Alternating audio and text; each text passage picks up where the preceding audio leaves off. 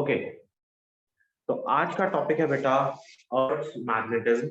और अर्थ मैग्नेटिज्म की हम अगर बात करें तो एज वी ऑल नो कि हमारे प्रीवियस क्लासेस की जो स्टडीज हैं उसके थ्रू हम ये जानते हैं कि अर्थ के around there is always some magnetic field is there and there is different causes of those magnetic fields. अब initially it was way back in 17th century, जब सबसे पहले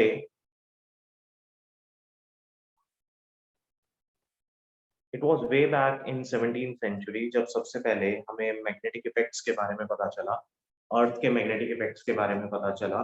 और उसके बाद से डिफरेंट एक्सपेरिमेंट्स कंडक्ट हुए जहां पर हमें other than earth magnetic field बहुत सब चीजों के अराउंड मैग्नेटिक फील्ड हमने समझी। जैसे कि मैग्नेटिक इफेक्ट्स ऑफ करंट की जब हम बात करें तो हमने ऑर्स्टेड एक्सपेरिमेंट पढ़ा, फिर हमने बार्ट-सावर्त लॉ पढ़ा, ठीक है। लेकिन अर्थ की स्पेसिफिकली अर्थ की मैग्नेटिक फील्ड किस वजह से होती है, उसके जो कॉजेज की अगर हम बात करें तो ये माना जाता है कि अर्थ के सेंटर पर there is molten iron present. और ये जो मॉल्टन आयरन है अर्थ की रोटेशन की वजह से, इस मॉल्टन आयरन में, क्योंकि आयरन आपका एक मैग्नेटिक मटेरियल होता है, वहां पर अर्थ के सेंटर पर there are two different poles, yani there is a dipole exactly at the center of the earth and that dipole is aligned at a certain angle।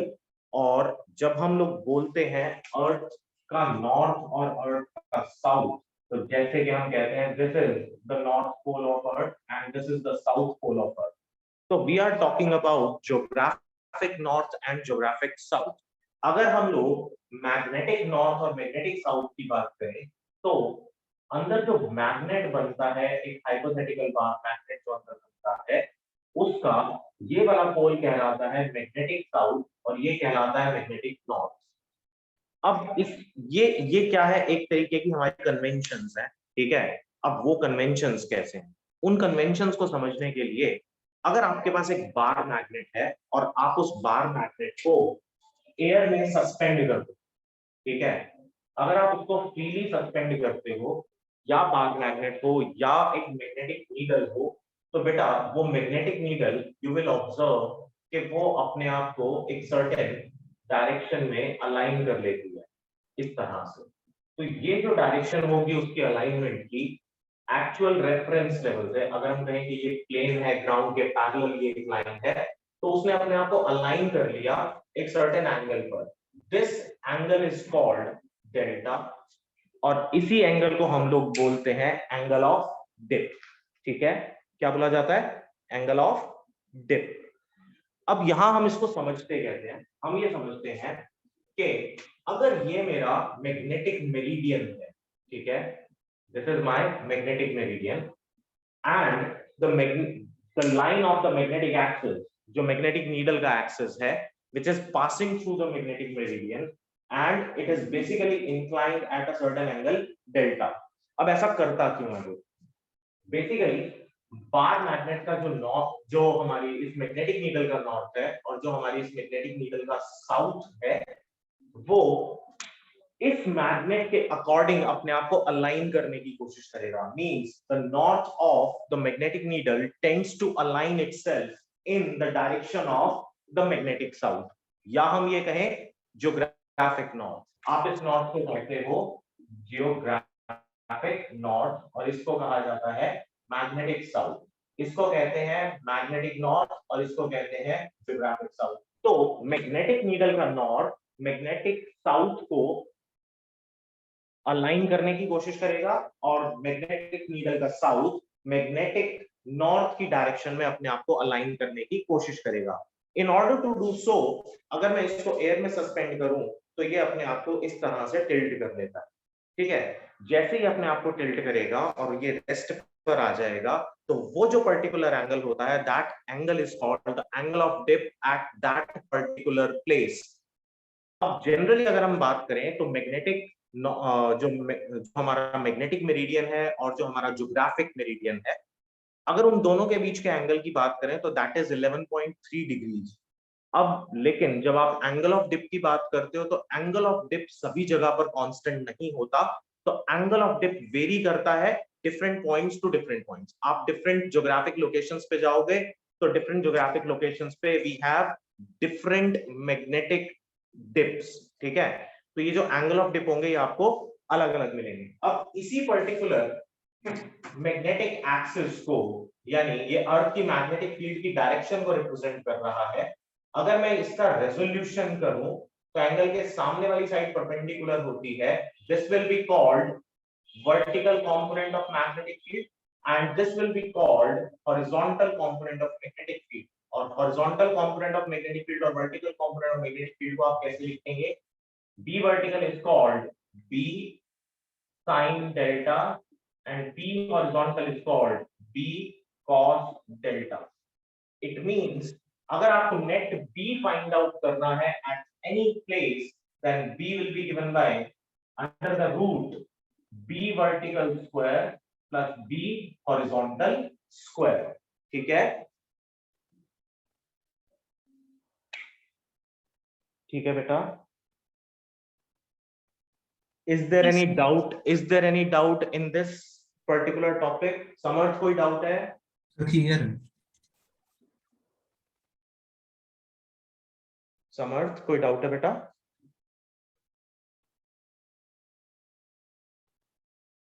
Abhimanyu कोई डाउट है? No sir. Angela? No sir. Riya? No sir. Okay, Anvesha?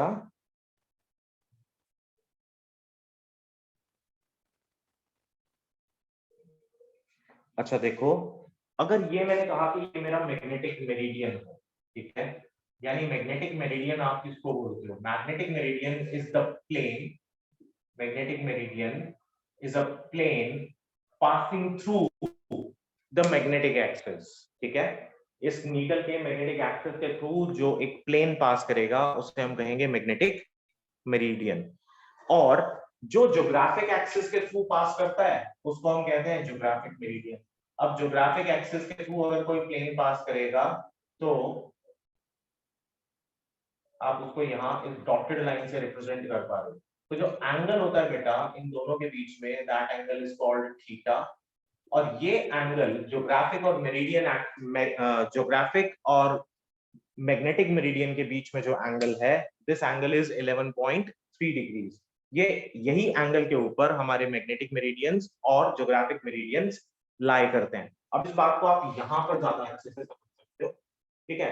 कैसे कि अगर मैं इसी figure को दोबारा से ड्रॉ करने की कोशिश करूं तो बेटा आप सबसे पहले मान लो कि ये आपके पास अर्थ है और मैं कहता हूं कि ये हमारा ज्योग्राफिक नॉर्थ और ये मेरा ज्योग्राफिक साउथ। तो जो मैग्नेटिक मेरिडियन बनेगी वो कुछ इस तरह से टिल्टेड होगी। तो ये जो एंगल इन दोनों के बीच में होता है ये लगभग 11.3 डिग्रीज के आसपास होगा। This will be your magnetic south and this will be your magnetic north, ठीक है। तो ये दोनों प्लेन्स एक दूसरे के साथ 11.3 डिग्रीज पर अलाइंड होते हैं, इंक्लाइंड होते हैं, ठीक है। क्लियर है बेटा? Yes. So if you want to write some definitions, you can write, लिखो मैग्नेटिक मेरिडियन क्या है और ज्योग्राफिक मेरिडियन क्या है। सबसे पहले लिखें geographic meridian. It is the vertical plane, ये मैंने एक वर्टिकल प्लेन बनाया है यहाँ पर। It is the vertical plane passing through, it is the vertical plane passing through the geographic north and south poles of the earth. It is the vertical plane passing through the geographic north and geographic south of the earth. और इसे हम क्या कहते हैं? Geographic meridian. Next, magnetic meridian. It is the vertical plane passing through the magnetic poles of the earth.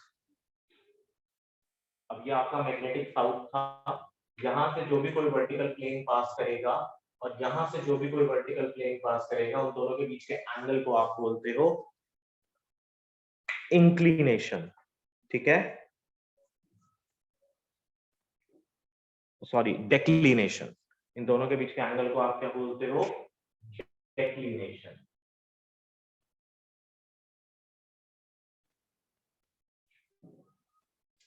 इसे बोला जाता है declination.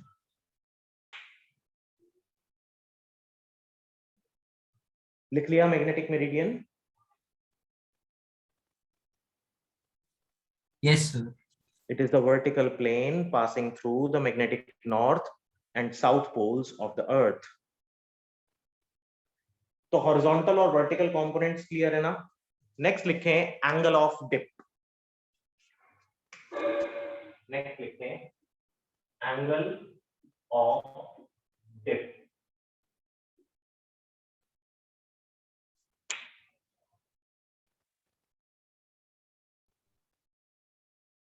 The angle through which the north pole, the angle through which the north pole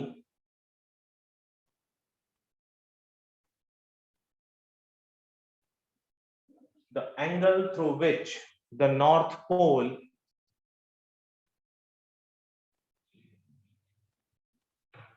dips down with respect to the horizontal, the angle through which the north pole dips down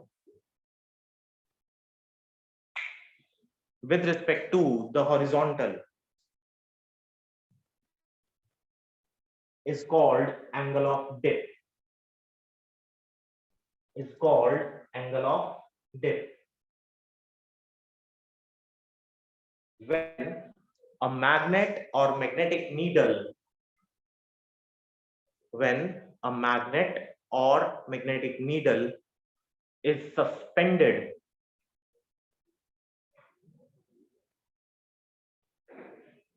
when a magnet or magnetic needle is suspended freely at its center of gravity, freely at its center of gravity. तो जितने angle से north pole dip कर जाएगा उतने को ही आप क्या बोलेंगे? एंगल ऑफ डिप बोलेंगे। ठीक है, और ऐसा होता क्यों है? बिकॉज कि मैग्नेट के जो नॉर्थ और साउथ हैं वो अर्थ के जो नॉर्थ और साउथ होते हैं, मैग्नेटिक नॉर्थ और मैग्नेटिक साउथ, अपने आप को उसके अकॉर्डिंग अलाइन करने की कोशिश करते हैं। और जब ऐसा होगा तो जितने एंगल से हॉरिजॉन्टल पे वो डिप करेगा वो आपका कहलाएगा एंगल ऑफ डिप। ठीक है,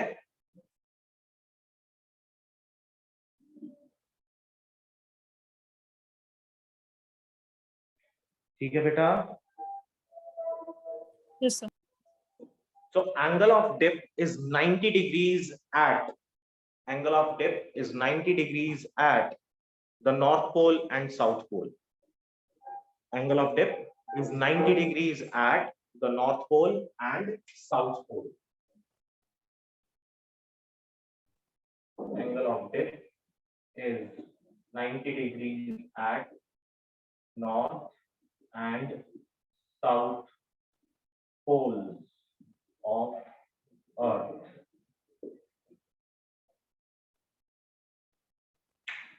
और अगर इक्वेटर की बात करें तो इक्वेटर पे कितना होना चाहिए?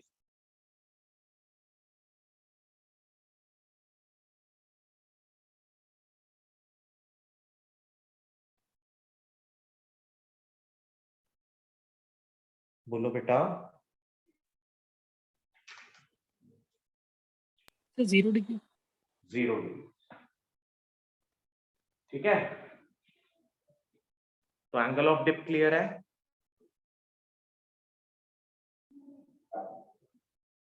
ठीक है, Yes, sir. अगर हमें बेटा एंगल ऑफ डिप निकालना हो और हमें वर्टिकल कंपोनेंट या horizontal component of magnetic field दे रखा हो तो आप यूज करेंगे tan delta which will be equal to BV upon VH, B vertical upon B horizontal. ठीक है,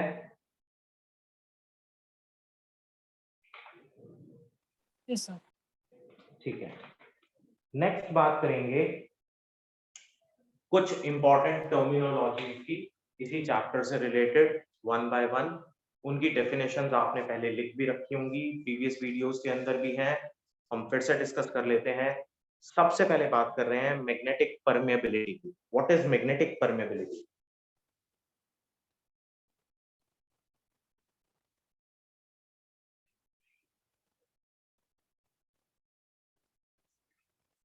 बताओ, what is magnetic permeability?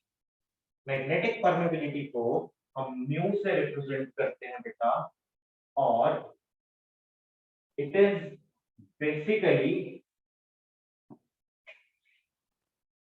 Magnetic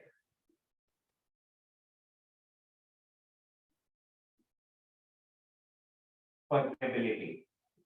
magnetic permeability को आप म्यू से रिप्रेजेंट करते हो, ठीक है। और परमेबिलिटी ऑफ फ्री स्पेस को आप लिखते हो mu naught for free space, आप उसको म्यू नॉट से रिप्रेजेंट करते हो, जिसकी value 4 pi into 10 to the power -7 होती है। अब ये जो 4 pi into 10 to the power -7 constant value है, ये मैग्नेटिक परमेबिलिटी है। तो मैग्नेटिक परमेबिलिटी बेसिकली है क्या?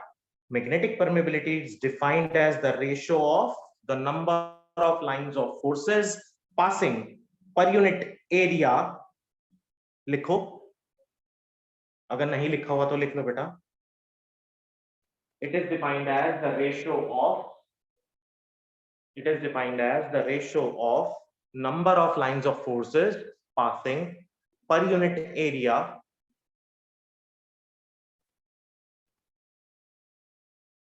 held perpendicular to the lines of forces per unit area held perpendicular to the lines of forces in the specimen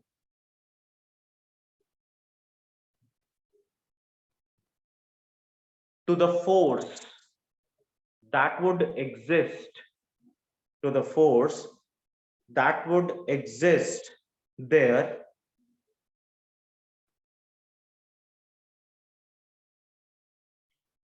due to the field in the absence of specimen, जैसे एक छोटा सा example लेते हैं। मान लो कि आपके पास ये कोई एक स्पेसिमेन है, ठीक है, और देयर इज अ रीजन, अब मैं इस पर्टिकुलर रीजन की बात करता हूं, and there are certain magnetic lines of forces passing through this region. अगर मैं इस स्पेसिमेन को उठा के यहां ले आऊं, तो उससे पहले there is a certain value of magnetic field passing through this region, ठीक है। अगर मैं इसको उठा के यहां ले आऊं, सैंपल को उठा के हम यहां ले आए, और ये सैंपल अपने through magnetic lines of forces को पास ना होने दे, यानी कि कम से कम मैग्नेटिक लाइंस ऑफ फोर्सेस इसके थ्रू पास करें, जबकि ज्यादा से ज्यादा मैग्नेटिक लाइंस ऑफ फोर्सेस इसको रिपेल करना शुरू कर दें, कुछ इस तरह से जाना शुरू कर दें इसके थ्रू, ठीक है, वो इसके थ्रू पास ही ना करें ज्यादा फील्ड लाइंस। तो उस केस के अंदर ऐसे पर्टिकुलर स्पेसिमेन की जो परमेबिलिटी होगी वो काफी कम होगी। लेकिन ऑन द अदर हैंड, अगर maximum magnetic lines of forces इसी के थ्रू बेंड करके पास करना शुरू कर दें, maximum magnetic lines of forces, तो ऐसे वाले मटेरियल की परमेबिलिटी क्या हो जाएगी? ज्यादा हो जाएगी। इसका मतलब ये जो मटेरियल था ये एक मैग्नेटिक मटेरियल था, और मैग्नेटिक फोर्सेस को ये क्या कर रहा है? रीइंफोर्स कर रहा है, जबकि ये मैग्नेटिक फोर्सेस को रीइंफोर्स नहीं कर रहा, यहां से मैग्नेटिक फील्ड लाइंस रिपेल कर रही हैं, तो इसकी परमेबिलिटी कम हुई और इसकी परमेबिलिटी ज्यादा हुई। तो सीधी सीधी सी बात, it is the number of field lines passing through a specimen, it is the number of field lines passing through a specimen, कब? जब वो, या रेशो ले रहे हैं हम लोग, it is the ratio of number of field lines passing through a specimen to the field lines passing through that area when the specimen was not there. In the most simplest of the forms ऐसे लिख सकते हो आप इसको, ठीक है।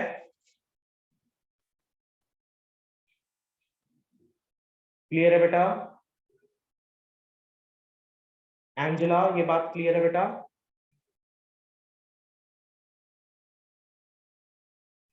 Yes, sir. Anvesha, Riya?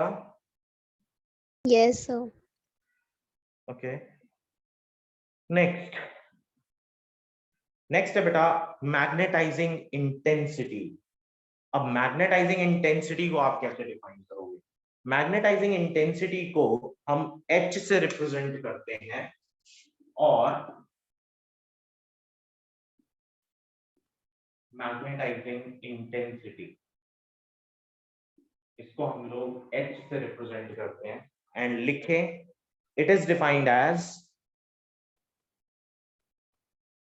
the number of ampere turns, the number of ampere turns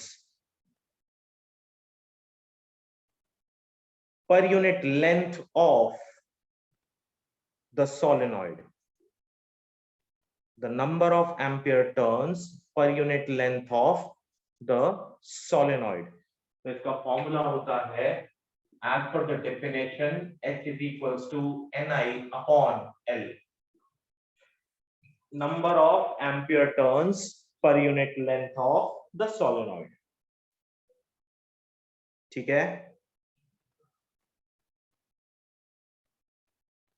इसमें n जो होगा नंबर ऑफ लूप्स होगा ना, and the number of and turns. हाँ बेटा n number of turns होगा, तभी उसमें बोलो ना number of ampere turns, number of turns containing current. ठीक है? Okay, sir. इसको हम स्मॉल एन आई भी लिख सकते हैं। हाँ बिल्कुल लिख सकते हैं, स्मॉल एन आई भी लिख सकते हैं, H is equals to small N I लिख सकते हो आप इसको।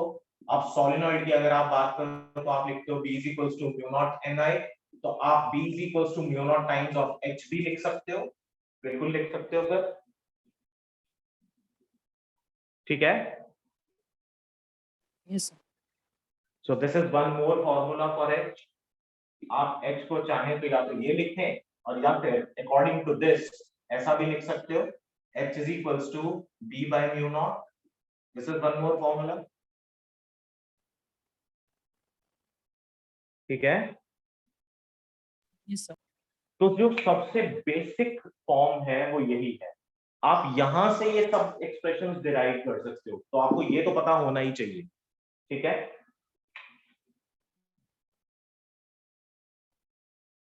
तो ये तो बेसिक फॉर्मूला है। ये किसके लिए है? फॉर सोलेनॉइड और टोरॉइड, दोनों के लिए एप्लीकेबल हो सकता है। ठीक है? क्लियर है बेटा? Yes, sir. ठीक है, तो यहां से रिलेशन निकल गया बी और एच के बीच में।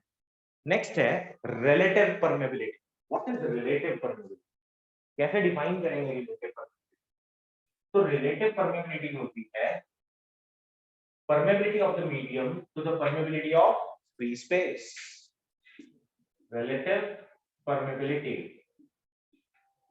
relative permeability, इसको हम कहते हैं mu r and is equals to permeability of the medium to the permeability of free space. ठीक है?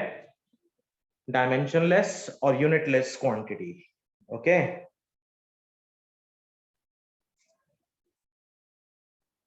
ठीक है?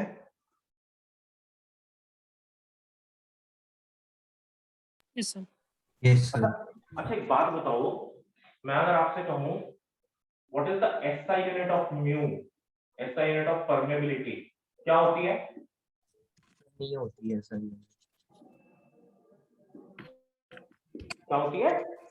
सर ऐसा यूनिट नहीं होती परमेबिलिटी। बात कर रहा है समर्थ बेटा। सर इसकी तो ये होगी ना, बेटा इसकी नहीं होती, लेकिन परमेबिलिटी की तो होगी। देखो आपने अभी म्यू की यहां से देख ली बेटा, इस वाले एक्सप्रेशन को देख ध्यान से। म्यू का फॉर्मूला, म्यू नॉट का फॉर्मूला आपने निकाला b by h, यहां से लिख सकते हो b by h, है ना? Yes sir. तो b क्या होता है? टेस्ला। h क्या होता है बेटा? देखो नंबर इसका वो ऑफ टेस्ला टर्न्स मीटर पर पर ampere, Tesla metre per ampere. वो है टेस्ला मीटर पर एम्पियर, यानी कि इसकी यूनिट क्या थी, एच की, एम्पियर पर मीटर। तो यहां आप क्या लिखोगे, एम्पियर पर मीटर। तो this will be tesla metre per ampere. ठीक है, यस सर। हम जब भी कभी बात करते हैं ना परमेबिलिटी ऑफ फ्री स्पेस, तो म्यू नॉट की value 4 pi into 10 to the power -7, unit का तो हम कभी ध्यान ही नहीं देते। यूनिट भी तो होती है इसकी, यूनिट होती है टेस्ला मीटर पर एम्पियर। बेटा एमसीक्यूज के अंदर you can expect these kind of things. आप ये मत एक्सपेक्ट करके चलना कि एमसीक्यू पेपर है तो जो स्टैंडर्ड रहेगा वो आपका नीट और जेई और एआई ट्रिपल ई वाला स्टैंडर्ड रहेगा। ठीक है, सीबीएसई का जो स्टैंडर्ड है उसमें ऐसे वाले क्वेश्चंस भी आ सकते हैं जिसको कि हम लोग उतनी खास तवज्जो देते नहीं है, लेकिन अगर पूछ लिया तो बेटा 1 mark is very big thing. ठीक है, अब वो चला गया तो फिर बड़ी समस्या हो जाएगी, है ना। Yes sir. ठीक है, यूनिट क्लियर हो गई बेटा सबको ना। Yes sir. Yes sir. ठीक है, नेक्स्ट लिखो intensity of magnetisation. Intensity of magnetisation या आप सिर्फ मैग्नेटाइजेशन भी कह सकते हो, बट दोनों ही टर्म्स याद रखनी जरूरी है। इंटेंसिटी ऑफ मैग्नेटाइजेशन और सिर्फ मैग्नेटाइजेशन, इसको हम लोग आई से रिप्रेजेंट करते हैं and generally it is defined as, लिखो it is defined as,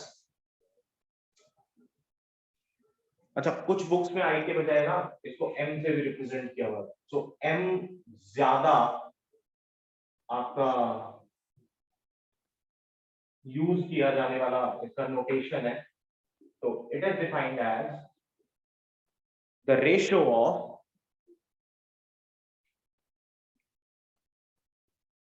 dipole moment, magnetic dipole moment, magnetic dipole moment per unit volume. अब ना इसी वजह से मैं इसको बेसिकली आई से रिप्रेजेंट कर रहा था।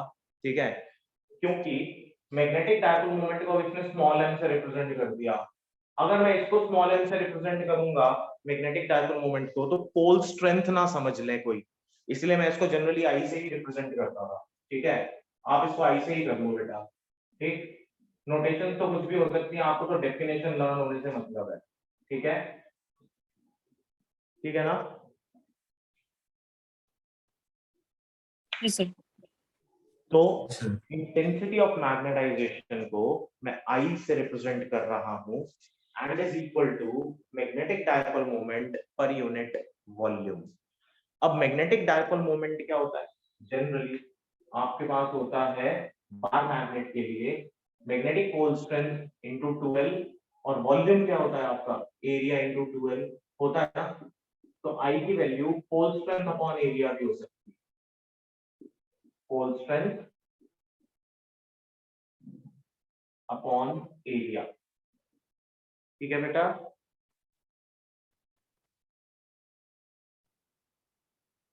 Yes sir. तो इसकी ऐसा यूनिट क्या होगी,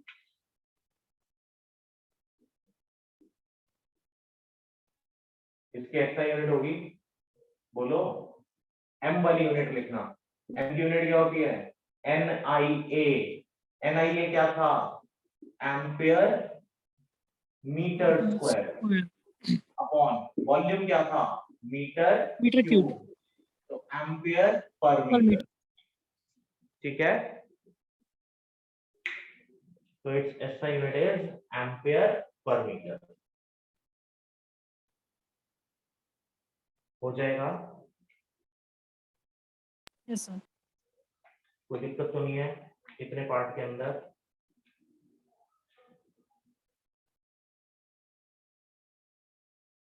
पक्की बात ना बेटा, कोई दिक्कत नहीं है। Next, susceptibility.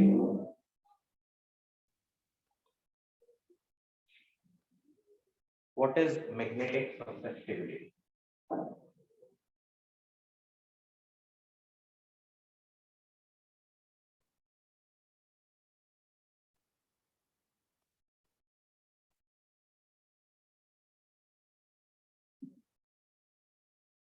मैग्नेटिक ससेप्टिबिलिटी को हम रिप्रेजेंट करते हैं इस पर्टिकुलर सिंबल से, और इस सिंबल को आप काय भी कह सकते हो, चाय भी कह सकते हो, व्हाटएवर यू लाइक। और ससेप्टिबिलिटी का मतलब क्या होता है? ससेप्टिबिलिटी का जनरली मतलब होता है how much prone a given substance is towards a certain kind of what you can say, क्या बोल सकते हैं हम लोग कि किसी भी चीज की तरफ कोई ऑब्जेक्ट कितना प्रोन है, यानी किसी स्टिमुलस की तरफ कह सकते हो। अब ये स्टिमुलस यहाँ पर क्या हो सकता है? अगर इलेक्ट्रोस्टैटिक्स था तो वहां पर चार्जेस के इंटरेक्शन की वजह से हम इलेक्ट्रिक फील्ड कह सकते थे, बट यहाँ पर हम मैग्नेटिक फील्ड की बात कर रहे हैं। तो वहां आप काय पढ़ते थे? Susceptibility, electrical susceptibility. तो वहां पर हम कहते थे कि a substance, how much prone a given substance is towards the electric field.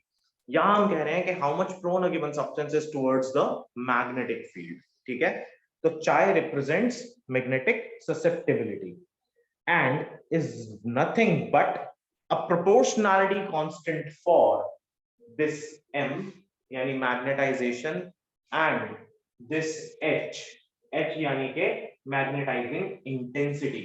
तो आप ये कह सकते हैं कि मैग्नेटाइजेशन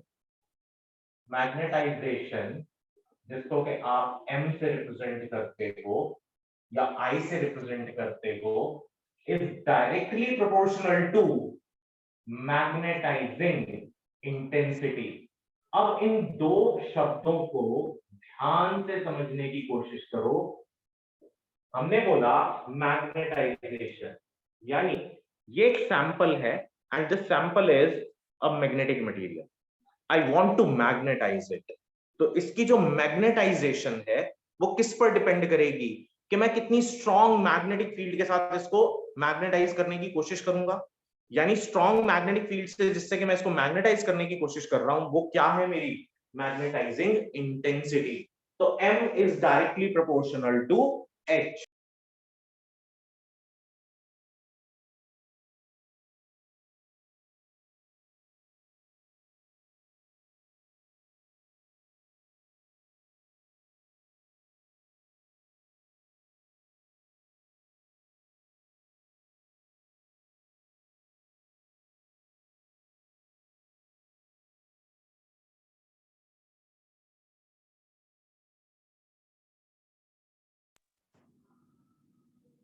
एंजेला,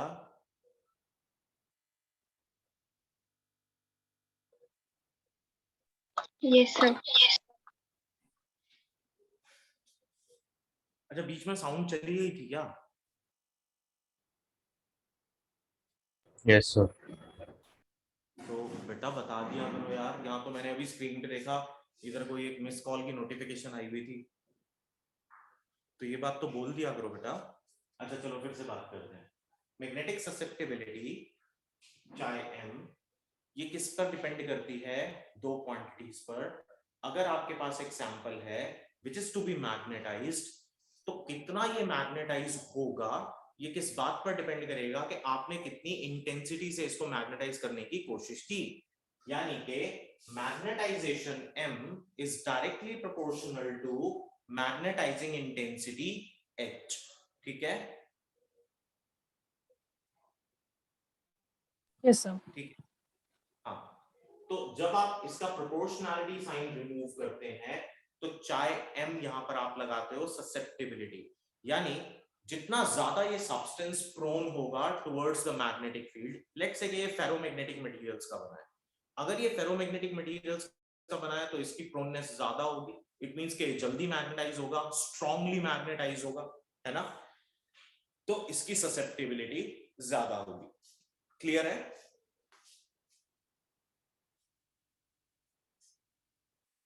क्लियर है बेटा? Yes sir. ठीक है, तो this is called magnetic susceptibility. Next है, नेक्स्ट कुछ नहीं, लास्ट था ये। अब इसके बाद डाया पैरा और फेरो। अच्छा, डाया, पैरा और फेरो की प्रॉपर्टीज क्लियर है आपको? Yes, sir. बेटा सभी लोग जवाब दें इंडिविजुअली कि क्या आपको डायामैग्नेटिक मटेरियल्स, पैरामैग्नेटिक मटेरियल्स और फेरोमैग्नेटिक मटेरियल्स की प्रॉपर्टीज क्लियर हैं?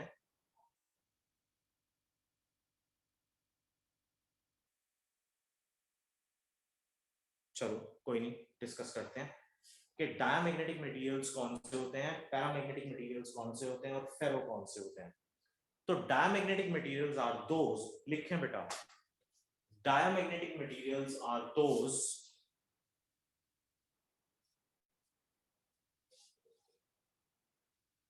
which have a tendency which have a tendency to move from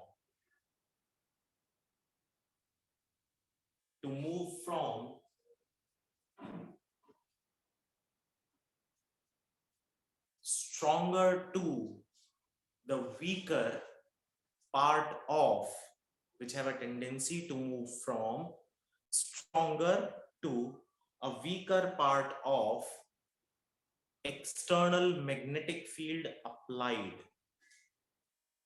which have a tendency to move from stronger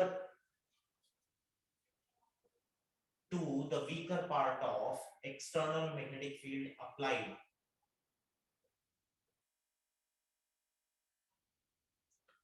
अगर हमारे पास एक मैग्नेट होता है, वो जैसे कि आयरन को अपनी तरफ अट्रैक्ट करेगा, या हम ये कहें कि iron gets attracted towards the magnetic field, same way diamagnetic materials repel कर जाते हैं, ठीक है।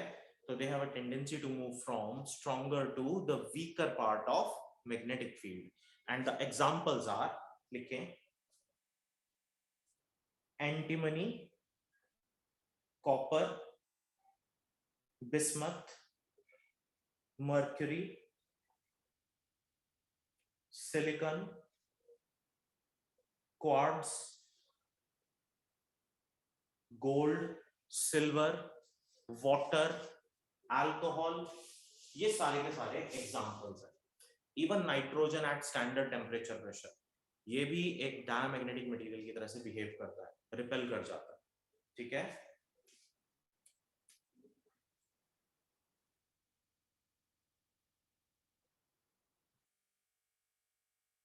ठीक है बेटा। Yes, sir. Next, paramagnetic materials, लिखो, paramagnetic materials are those which gets weakly magnetized when placed in an external magnetic field, which are weakly magnetized when placed in an external magnetic field, and the examples are platinum, lithium, magnesium, tungsten, aluminium, sodium, potassium, and oxygen at STP, ठीक है। Yes, sir.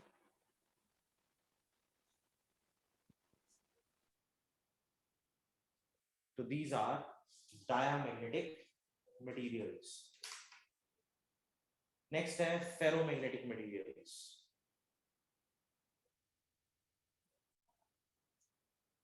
These are the materials which gets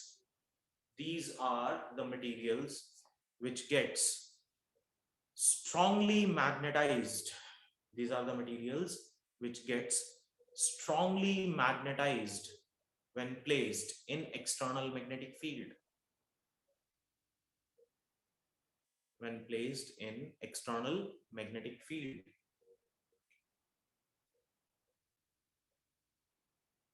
And the examples are iron, cobalt, nickel, gallium,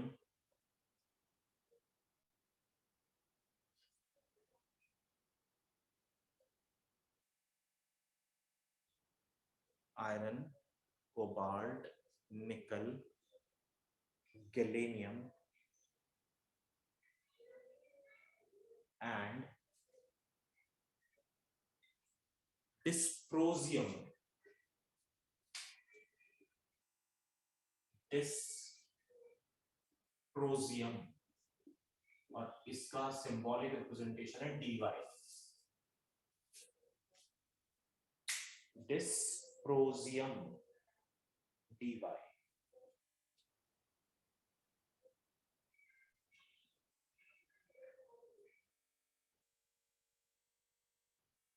ठीक है बेटा.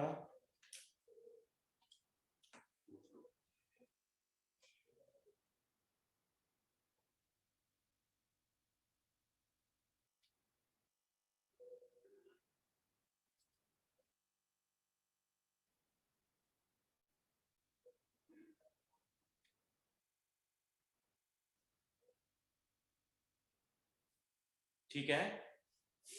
Yes sir.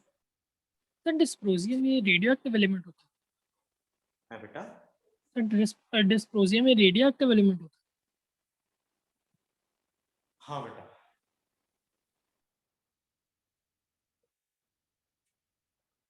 Dysprosium. Next लिखें एक बहुत important और interesting law, और वो लॉ है क्यूरीज लॉ. लिखें curies law.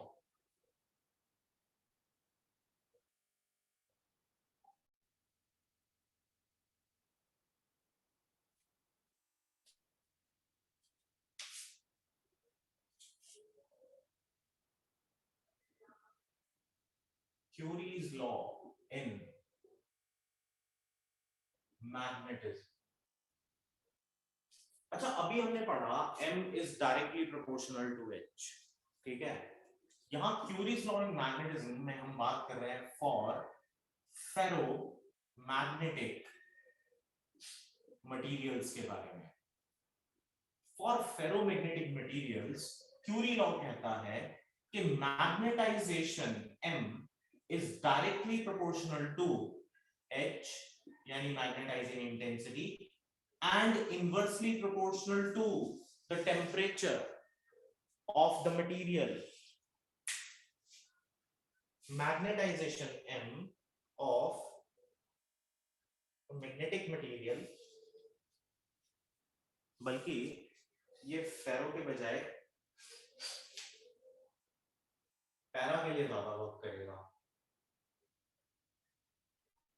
For paramagnetic materials, m is directly proportional to h, क्योंकि फेरो तो ऑलरेडी कुछ ना कुछ मैग्नेटिक प्रॉपर्टीज अपने अंदर अटेन करके रखते हैं.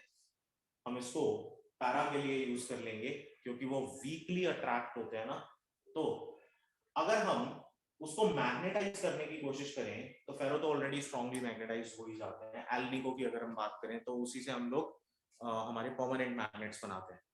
तो अगर हम मैग्नेटाइजेशन की बात करें तो मैग्नेटाइजेशन जब directly proportional to magnetizing intensity है तो at the same time it is inversely proportional to the absolute temperature of the material. तो ये कंबाइन होके we can write it as m is directly proportional to h by t, or m is equal to c h by t, where this c is called Curie's constant. ठीक है.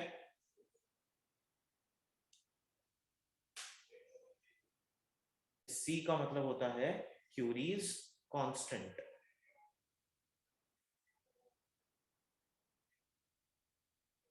ठीक है बेटा. है. Yes sir. लेकिन curies law की ना एक लिमिटेशन भी है। लिमिटेशन सबसे बड़ी ये है कि it does not holds good for large values of h by t। Large values of h by t का मतलब क्या हुआ कि आपका h तो बड़ा हो ही हो, साथ ही साथ t छोटा हो जाए। यानी टेम्परेचर्स अगर बहुत ही ज्यादा रिड्यूस हो जाएंगे तो उस टाइम पर मैग्नेटाइजेशन उतना स्ट्रॉन्ग नहीं होगा पैरामैग्नेटिक मटेरियल्स का। ठीक है,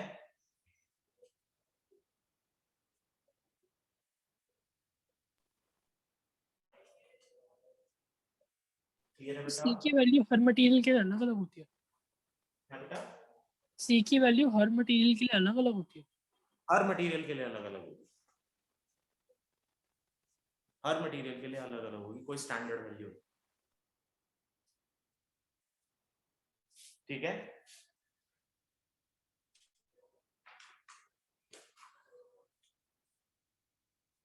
क्लियर है बेटा यहां से ये सारी बातें? Yes sir. So this is all we have in this magnetic materials। और मूविंग चार्जेस हमने अच्छे से पहले डिस्कस कर ही लिया है। आज वाला जो पार्ट है इसमें से सिर्फ डेफिनेशन पार्ट और ज्यादा इंपॉर्टेंट है आपका ये रिलेशंस, एच एम और चाय वाले रिलेशंस। ठीक है, क्यूरीज लॉ ऑल्दो के आपके सीबीएसई कोर्स में नहीं है, बट स्टिल फिर भी मैंने यहाँ पर इसको डिस्कस जरूर कर लिया है थोड़ा बहुत, कि अगर आने वाले टाइम में कभी कोई क्वेश्चन ही आ जाए, जैसे कि कोई ग्राफ ही बना हुआ आ जाए इसका, तो आपको थोड़ा बहुत आइडिया होना चाहिए कि क्यूरीज लॉ क्या होता है, so that you can interpret that graph. ठीक है,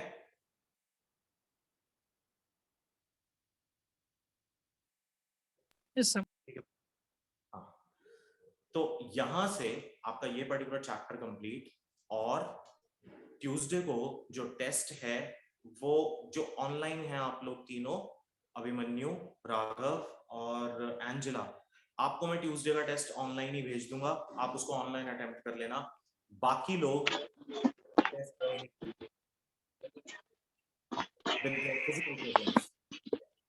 ट्यूसडे की टेस्ट की टाइमिंग्स क्या होंगी? Yes sir. ट्यूसडे की टाइमिंग्स आप बताओ Samar, what timing suits to you the best? 2 बजे आके देना चाहते हो या 3:30 आके देना चाहते हो? सर 2 बजे। 2 बजे दे देना सर आके, मैं वहीं मिलूंगा आपको। तो ऑनलाइन के लिए तो वही होगी ना नॉर्मल 8 बजे। ऑनलाइन तो मैं भेज दूंगा आपको, आप करके मेरे को अटेम्प्ट करके भेज देना विदिन द स्टिपुलेटेड। सर मेरे एग्जाम्स हैं कब है बेटा? सर, सैटरडे से शुरू हैं एग्जाम्स। अच्छा, तो आगे किस चीज का, फिजिक्स का कब है? लास्ट है सर, पता नहीं कब है, 11 को है। तो कोई बात नहीं, एक टेस्ट करने में ये तो यूटीज होंगे ना, या वो है प्री बोर्ड्स? प्री बोर्ड्स हैं सर। तो मैं एक ही तो चैप्टर बोल रहा हूँ यार, इतने को तो आप प्रिपेयर कर सकते हो एंजेला। Okay sir. एक यूनिट है मैग्नेटिक इफेक्ट्स ऑफ करंट और मैग्नेटिज्म। ठीक है, ओके। हाँ चलो ठीक है, तो आज यहीं तक रखते हैं। समर्थ क्लियर है सब कुछ? Yes sir. रिया? तो फिर 60 क्वेश्चंस होंगे और 10 क्वेश्चंस ऑप्शनल होंगे ना ट्यूसडे वाले टेस्ट में? कोशिश मैं यही करूंगा, और ऐसा भी हो सकता है कि मैं आपको 40 क्वेश्चंस दूं और 40 के 40 अटेम्प्ट करने हो। ठीक है सर। ओके सर, मतलब 1.5 आवर का होगा ना? 2 हाँ to okay. Exactly. Thank you. चलो ठीक है बेटा, आज यहीं तक रखते हैं, बाकी next time. Thank you sir. Okay.